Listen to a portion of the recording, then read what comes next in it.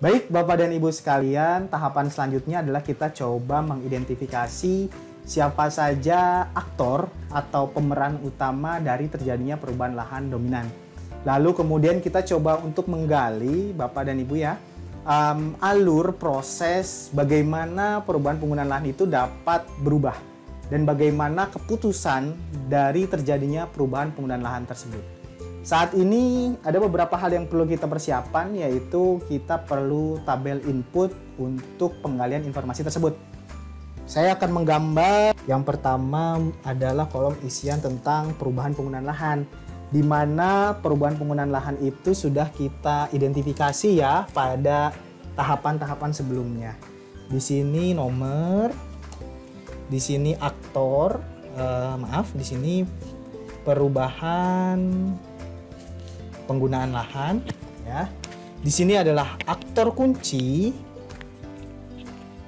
atau aktor utama yang dapat yang memiliki peran dominan pada saat melakukan perubahan penggunaan lahan. Lalu di sini adalah bagaimana proses dari perubahan penggunaan lahan tersebut, dan dua kolom terakhir adalah kolom di mana perencanaan penggunaan lahan di masa depan. Yang pertama adalah perencanaan penggunaan lahan masa depan untuk 5 tahun. Yang kedua adalah perencanaan penggunaan lahan untuk 25 tahun. Jadi Bapak dan Ibu, yang 5 tahun ke depan adalah perencanaan penggunaan lahan yang diinginkan oleh Desa Cerah Ceria jangka pendek, sedangkan yang 25 tahun untuk perencanaan penggunaan lahan di jangka panjang. Baik, Bapak dan Ibu sekalian, sebagaimana yang sudah kita diskusikan sebelumnya bahwa Desa Cerah Ceria ini memiliki 3 perubahan dominan. Yang pertama itu adalah semak belukar menjadi sawah ya. Menjadi sawah. Lalu semak belukar menjadi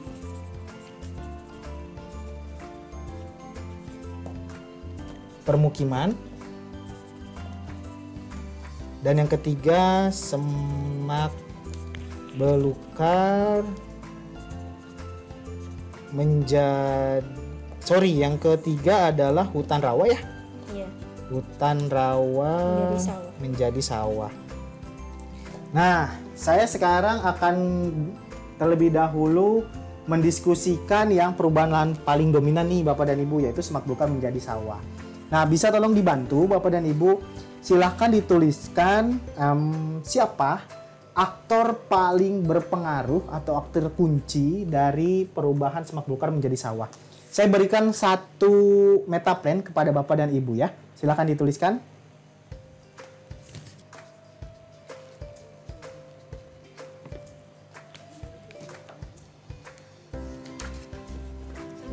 Sudah Ibu, baik, terima kasih. Aktor kuncinya adalah pengusaha atau investor. Nah, saya akan menulis dahulu di sini. Jadi aktor kuncinya ada 2 ya.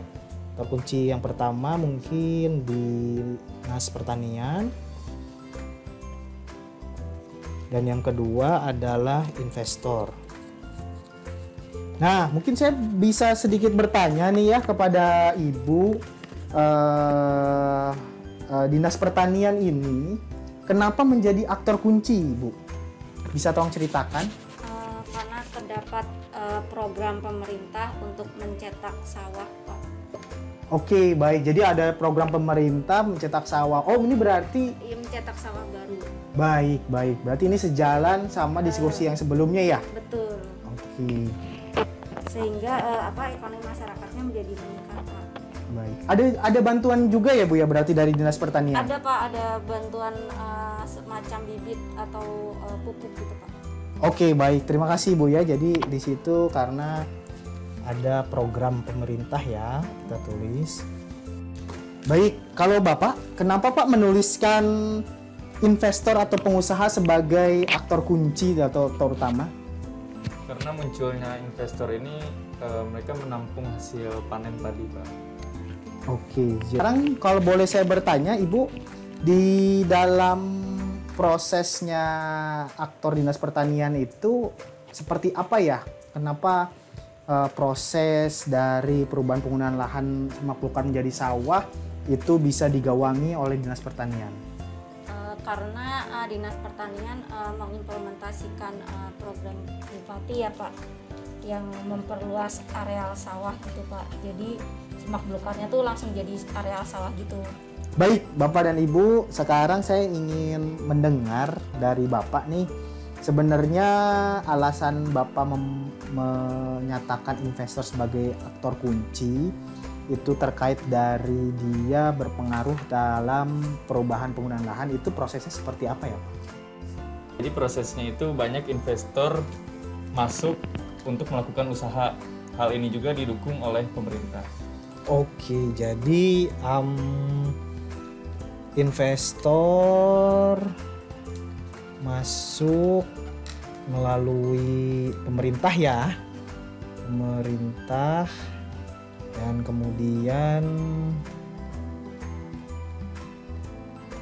saling berintegrasi dalam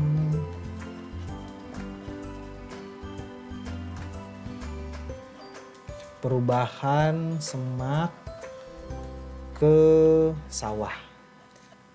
Baik, cukup menarik Bapak dan Ibu sekalian. Jadi ada kebijakan, terus Dinas Pertanian juga memberikan bantuan kepada para petani. Kemudian di lain pihak ada investor yang datang untuk coba menghidupkan pasar yang ada di dalam Desa Cerah Ceria ya, Bapak dan Ibu.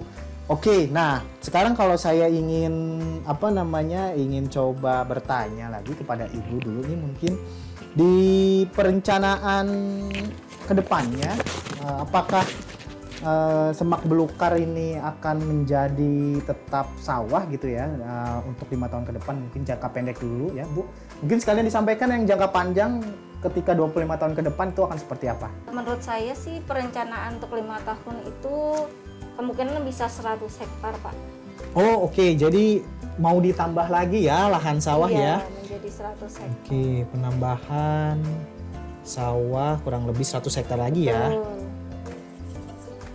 Baik, jadi di 5 tahun semoga ada sawah baru ya Bu ya. Betul. Seluas kira-kira 100 hektar.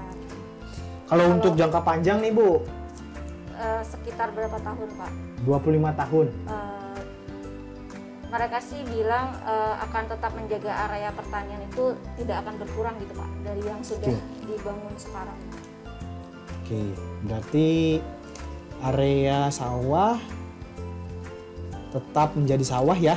Iya. Oke, ini mungkin apakah karena mempertimbangkan di 25 tahun ke depan penduduk akan terus meningkat sehingga sawah ini jangan berubah menjadi hal lain gitu, nanti padinya nggak ada ya Bu?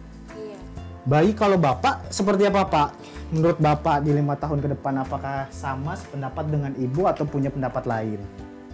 Menurut saya perencanaan 5 tahun ke depan sama dengan 25 tahun ke depan, yaitu tetap menjadi pertanian. Oke, berarti mungkin di sini mirip ya, pokoknya yang sawah tidak berubah ya, tidak berubah. Berarti yang saat ini sudah menjadi sawah akan tetap menjadi sawah gitu ya. Baik, ini cukup menarik ya Bapak dan Ibu sekalian. Jadi ada sebuah perubahan penggunaan lahan gitu dari semak belukar menjadi sawah, yang kemudian masing-masing dari aktornya sudah teridentifikasi, lalu proses gimana para aktor tersebut berperan dalam merubah suatu lahan tersebut menjadi lahan yang dituju, dan perencanaan di kedepannya juga sudah mulai bisa dibayangi akan menjadi seperti apa. Ini merupakan bagian dari salah satu tahap saja Bapak dan Ibu sekalian. Jadi kita masih harus melakukan 2 tahapan lagi setidaknya terhadap perubahan penggunaan lahan yang dominan. Bapak dan Ibu sekalian, terima kasih atas partisipasi aktifnya dalam seharian ini. Tadi kita sudah melakukan beberapa tahapan Yang pertama adalah kita coba mengidentifikasi dulu perubahan penggunaan lahan dominan yang ada di Desa Cerah Ceria. Yang kemudian kita coba melihat sebenarnya perubahan penggunaan lahan tersebut itu menurut persepsi dari masyarakat Desa Cerah Ceria memiliki dampak baik atau buruk ke dalam 3 aspek ya. Aspek sosial, aspek ekonomi, dan juga aspek lingkungan. Setelah itu dilanjutkan kita mencari faktor penyebab dari perubahan penggunaan lahan ya. Ketika kita sudah mendapatkan faktor penyebab tersebut, kita coba memberikan hubungan atau kita membuat jejaring antara faktor-faktor penyebab terhadap faktor penyebab lainnya. Sehingga di akhir kita memiliki 3 yaitu faktor pemicu utama dari terjadinya perubahan penggunaan lahan tersebut.